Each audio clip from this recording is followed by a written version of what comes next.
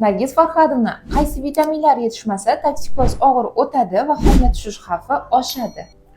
Agar homiladorlikda vitamin D, foliy kislotasi, B6, B12 yetishmasa, aynan ushbu holatlar kuzatiladi. Qaysi holatlar homilani rivojlanishdan ortda qolishiga sabab bo'ladi?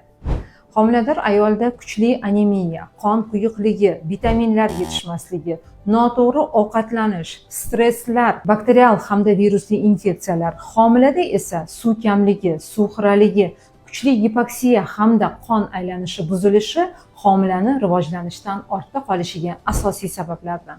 Homiladorlikdanoq oldini olmasa, bola bir umr qaysi kasalliklar bilan kurashishiga to'g'ri keladi?